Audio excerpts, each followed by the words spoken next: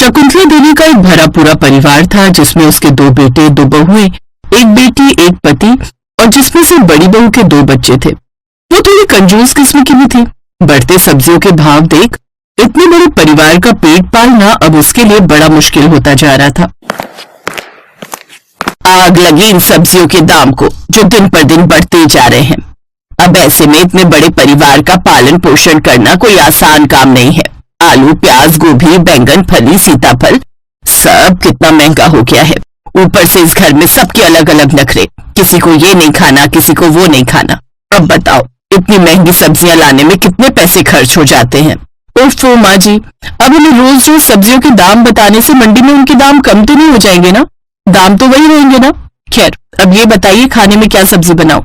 जल्दी बताइए, मुझे खाना बनाने में देर हो रही है। अरे क्या देर हो रही है? तू कौन सी प्रधानमंत्री है जो तेरी इंपॉर्टेंट मीटिंग छूटी जा रही है? हाय, इससे अच्छा तो अपना गांव होता था जहां ढेर सारी सब्जियां उगाओ और मुफ्त में खाओ। एक तो शहर के खाने में इतनी मिलावट, ऊपर से इतनी महंगी। वो ये बात कर ही रही थी कि तभी गांव से शकुंतला की ननद यानी कि बुआ जी उनके घर बड़ा सा थैला ले आ जाती है। अरे जीजी, आप ले भाई ये थैला पकड़, तेरे लिए गांव से सब्जी उठा कर लाई हूँ। सब्जी का नाम सुनकर तो शकुंतला देवी के मुंह पर जैसे बड़ी सी मुस्कुराहट आ गई। क्या सब्जी लाई हो जीजी? बड़ी बुआ जी के पैर छुओ और फिर इनके खाने का बढ़िया सा इंतजाम करो। माँ जी, अब खाने में क्या बनाए? तू भी ना एक नंबर की बॉडम है बहू। तेरी बुआ सास कितनी सारी सब्जी का थैला लेकर आई है, इसी में से कुछ बना ले। हाँ हाँ बहू, ले जा। वैसे इसमें क्या क्या सब्जी है बुआ जी? क्या क्या नहीं बहू, बल्कि क्या सब्जी है, इसमें सिर्फ बैंगन है। वो क्या है ना, मैं अपने खेत में बैंगन की खेती करती हूँ, तुझे नहीं पता, लेकिन मुझे बैंगन बहुत पसंद है। चल जा, अब जल्दी से आलू और बैंगन डालकर आलू बैंगन की सब्जी बना ले। जी बुआ जी। निधि और स्वाति दोनों बहुएं बैंगन लेकर रसोई में जाती हैं और आलू बैंगन की सब्जी बूंदी रायते के साथ बनाकर तैयार कर लेती हैं। कुछ देर बाद सब उस बैंगन आलू की सब्जी को बड़े चाव से खाते हैं।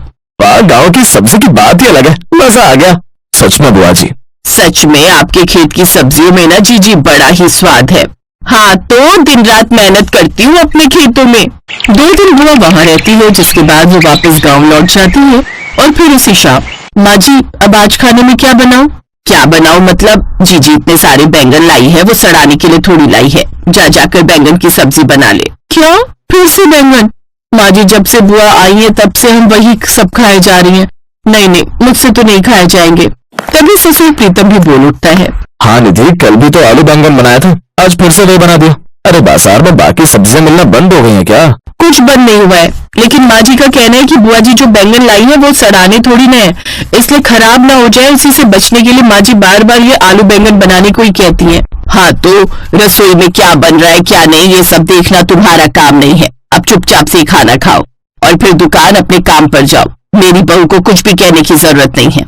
घर की रसोई में खाना तुम सब घर वालों की पसंद से नहीं, बल्कि रसोई का बजट देखकर बनाना पड़ता है।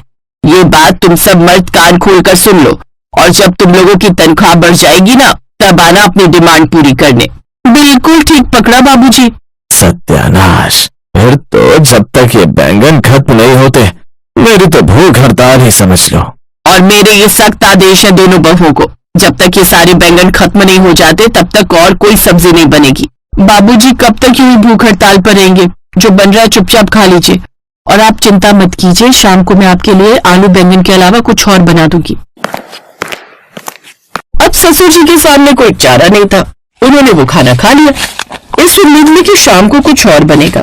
फिर जब सब मर्द शाम को घर से लौटे। स्वाति, जल्दी से खाना लगा दो भाई, आज बड़े दिनों बाद इस आलू बैंगन से छुटकारा मिलेगा। बताओ तो क्या बनाया है आज खाने में? आप हाथ में दे दीजिए, मैं अभी लेकर आती हूँ। सभी जल्दी से खाने की टेबल पर बड़ी खुशी खुशी बैठ गए और जैसे ही सब्जी उनके सामने परोसी गई, उन सबके चेहरे की रंगत उड़ गई। ये क्या है? फिर से बैंगन? अरे बैंगन नहीं, बैंगन का भरता है ये। हाँ, लेकिन है तो बैंगन ही ना। मेरे लिए तो एक रोटी रखना, भूखी मर गई देखकर। हाँ बहू, मेरे लिए भी। अरे ऐसे तो आप सबकी तबीयत खराब हो जाएगी। अच्छा, आप आज ये खा लीजिए, कल मैं आप सबके लिए बैंगन की सब्जी नहीं बनाऊंगी, ये मेरा वादा है। तुम सच कह रही हो ना? हाँ बाबा, नहीं बनाऊंगी। बस फिर क्या था, एक बार फिर वो सब उनके बहकावे में आ गए और जैसे तैसे बैंगन के भरते के साथ रोटी खा ली। फिर अगले दिन लाओ लाओ बहुत जल्दी से पराठे लाओ, आज तो पराठे की खुशबू से पूरा महक रहा है घर। हाँ निधि, बड़े दिनों बाद कुछ अलग खाने को मिलेगा। फिर जैसे निधि ने सबको टेबल पर पराठे परोसे तो सबके सब हैरान रह जाते हैं। ये क्या है? पराठे, और क्या। अरे भाभी, आलू बैंगन, बैंगन का भरता, ये सब खिला खिला कर आप सबका पेट नहीं भरा था, जो अब हम लोगों को टॉर्चर करने के लिए ये सब पराठे भी बना दिए। हाँ, बैंगन के पराठे बनाने वाली बहू, अब तुम हमें ये बैंगन के पराठे खिला खिला कर पका देना। बस फिर क्या था, अब घर में आए दिन बैंगन के पराठे बनने लगे। फिर एक दिन शकुंतला का बड़ा बेटा महेश पेट पकड़ कर आता है। क्या हुआ जी, आपने ये पेट क्यों पकड़ा हुआ है?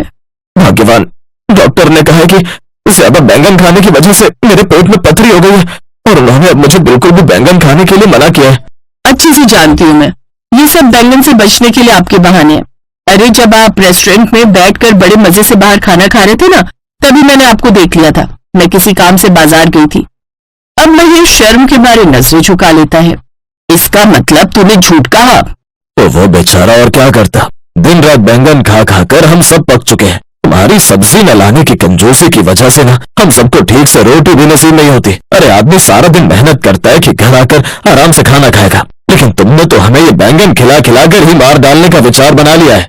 अब शकुंतला को अपनी गलती का एहसास होता है और वो बचे हुए बैंगन ले जाकर गरीबों में बांट देती है, जिसके बाद वो खुद बाजार जाकर तरह तरह की सब्जियां लाती है। फिर शाम को, ये ले बहू, आज तू हम सबके लिए शाही पनीर बना दे, और वो भी मूंग दाल के हलवे के साथ। ये सुनकर सभी घर वाले बड़े खुश होते हैं और दोनों बहुएं भी मिलकर बढ़िया सा शाही पनीर और मूंग दाल का हलवा बनाती हैं और सबके सामने परोसती हैं। कई दिनों बाद इतनी अच्छी सब्जी खाकर वो सब खुश हो जाते हैं और खुशी खुशी पेट भर वो सब खाना खाते हैं। बीना और चंदन आजादपुर मंडी में साफ सफाई और मेहनत मजदूरी करके अपना पेट पालते थे। शादी के तकरीबन 2 साल बाद बीना गर्भवती हुई। दोनों ही पति पत्नी इस बात से बहुत खुश थे और बेसब्री से नए मेहमान के आने का इंतजार कर रहे थे, लेकिन होने को शायद कुछ और मंजूर था। एक शाम जब दोनों काम से घर लौट रहे थे तो रास्ते में रेल पटरी क्रॉस करते वक्त चंदर का पैर पटरी में फंस गया। अरे अरे ये मेरा पैर, अरे ये क्या हो गया जी? जल्दी जल्दी पैर निकालने की कोशिश कीजिए। कोशिश तो कर रहा हूँ मीना, लेकिन ये निकल ही नहीं रहा। बीना भी उसकी मदद करने की कोशिश करती है, लेकिन उसका पैर बाहर नहीं निकल पाता। तभी उन्हें ट्रेन की आवाज आती है। जल्दी कीजिए जी, ट्रेन आ रही है। बीना, मुझे लगता है कि मेरा जाने का वक्त आ गया। तुम जाओ यहाँ से और अपना और मेरे बच्चे का ध्यान रखना। मुझे भाग्य को अपने बच्चे का मुंह देखे बिना ही इस दुनिया से जाना होगा। नहीं, ऐसा मत कहिए जी, मैं आपके बिना कैसे रह पाऊंगी? मैं भी आपके साथ इसी पटरी पर अपनी जान दे दूंगी। नहीं, हमारे बच्चे के लिए तुम्हें जीना होगा बीना। अब जाओ यहाँ से, तुम्हें हमारे होने वाले बच्चे की कसम। जैसे बीना पटरी से दूर जाती है तभी ट्रेन आकर विनोद को पल भर में काट देती है। बीना की आंखों के सामने उसके पति की मौत हो जाती है। एक ही पल में उसकी हंसती खेलती दुनिया उजड़ जाती है और वो एक विधवा बन जाती है। चंदर के जाने के बाद बीना बिल्कुल अकेली हो चुकी थी। अब वो अकेली ही मंडी जाती और मेहनत मजदूरी करती और उससे जो कमाई होती उससे अपना पेट भरने लगती है। एक दिन बीना घनश्याम को कुछ प्याज फेंकते हुए देख रही थी। अरे घनश्याम भैया, ये आप क्या कर रहे हैं? कुछ नहीं बहन, जो प्याज खराब हो गए हैं उन्हें अलग करके फेंक रहा हूँ। भैया, अगर आपको कोई प्रॉब्लम ना हो तो जो प्याज आप फेंक रहे हो वो आप मुझे दे दो, वो मुझ गरीब के काम आ जाएंगे। लेकिन बीना बहन, इन आधे सड़े गले प्याजों का आखिर तुम क्या करोगी? वो मैं आपको बाद में बताऊंगी। फिलहाल आप ये खराब प्याज मुझे दे दीजिए। ठीक है बहन, ले जाओ। वैसे भी ये मेरे किसी काम के नहीं। इसके बाद बीना उन खराब प्याजों को एक थैले में भर लेती है और शाम को अपने साथ घर ले आती है और उसमें से थोड़े ठीक प्याजों को अलग करके रख लेती है और जिनकी हालत ज्यादा ही खराब थी उन्हें अपने घर के बाहर बनी क्यारी में बो देती है। अगले दिन सुबह काम पर जाने से पहले बीना साफ छाटे हुए प्याजों को काटकर आटे में मिलाती है और साथ ही नमक, हरी मिर्च और अजवाइन डालकर उस आटे को गूंथ लेती है। खुद नाश्ता करके वो कुछ पराठे घनश्याम के लिए भी पैक करके ले जाती है।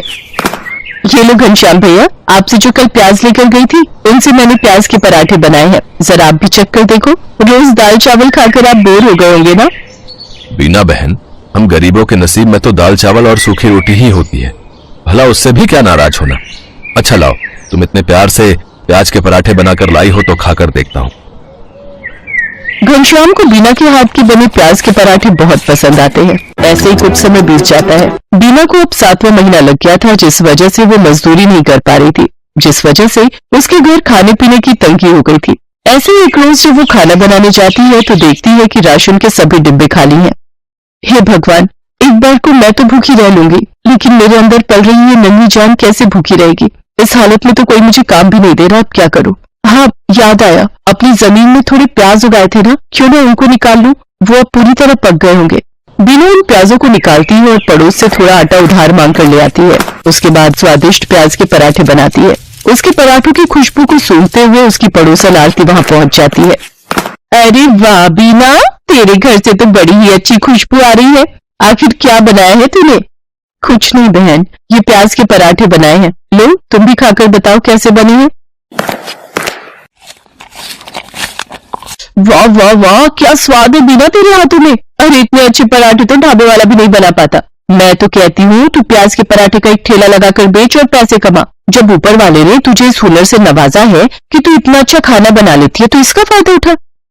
इसकी बात बीना को सही लगी और वो मदद के लिए घनश्याम के पास जाती है। घनश्याम के पास एक पुराना ठेला था जिस पर वो गलियों में जाकर प्याज बेचता था, लेकिन जब उसने मंडी में खुद की दुकान ले ली तब से वो ठेला बेकार ही खड़ा रहता था। घनश्याम वो ठेला बीना को देने के लिए तैयार हो जाता है। घनश्याम शाम को अपना पुराना ठेला लेकर बीना के घर पहुंचता है। ये लो बीना बहन, इसकी मरम्मत मैंने करवा दी है, अब तुम इसका इस्तेमाल कर सकती हो। आपका बहुत बहुत शुक्रिया घनश्याम भैया, आपका ये एहसान मैं कभी नहीं भूलूंगी। अगले दिन सुबह जल्दी उठकर बीना सारी तैयारी कर लेती है और मंडी में जाकर अपने प्याज के पराठों का ठेला लगा लेती है। लेकिन काफी देर तक जब कोई ग्राहक नहीं आता तो वो सोचती है, हे भगवान, दिन ढलने को आ गया लेकिन अभी तक एक भी ग्राहक नहीं आया। अगर ऐसे ही चलता रहा तो मैं अपने होने वाले बच्चे को क्या खिलाऊंगी। लगता है अब बिजनेस चलाने के लिए कोई तरकीब लगानी होगी। एक काम करती हूँ, कम दाम करके बेचती हूँ। एक बार मेरे पराठों का स्वाद सबकी जुबान पर चढ़ गया तो वो कोई और जा ही नहीं पाएगा। इतना सोचकर बीना आधे दाम में प्याज के पराठे बेचने लगती है। कम दाम में बहुत सारे लोग बीना के पराठे खाने लगे। कुछ दिन बीना ने सबको कम दाम पर ही पराठे बेचे, लेकिन फिर जब उसके ग्राहक बढ़ गए तो उसने रेट बढ़ा दिए। लेकिन तब तक वो पूरी मंडी में प्याज के पराठों वाली के नाम से मशहूर हो चुकी थी। कुछ ही दिनों में उसकी अच्छी खासी कमाई होने लगी थी। वो भगवान के आगे हाथ जोड़कर बोलती है, ये भगवान, तेरी कृपा से और कुछ अच्छे लोगों की मदद से मेरा काम बहुत अच्छा चल पड़ा है और मैं अच्छी खासी कमाई कर लेती हूँ। बस मुझ पर ऐसी अपनी कृपा दृष्टि रखना ताकि मैं अपने बच्चे को एक अच्छी जिंदगी दे सकूं। कुछ ही दिनों में बीना खुद का ढाबा खोल लेती है। अब उसकी खूब अच्छी कमाई होने लगी थी। उसका काम और बढ़ गया था, इसलिए उसने अपनी मदद के लिए 2 लाचार औरतों को रख लिया था। बीना की डिलीवरी का समय भी आ गया और उसने एक बेटे को जन्म दिया। महीने भर का रेस्ट लेने के बाद वो वापस काम पर जाने लगी और अपने साथ अपने बच्चे को भी ले जाती। अब वो काम संभालने के साथ साथ अपने बच्चे की भी अच्छी परवरिश करने लगी और खुशी खुशी उसके साथ रहने लगी।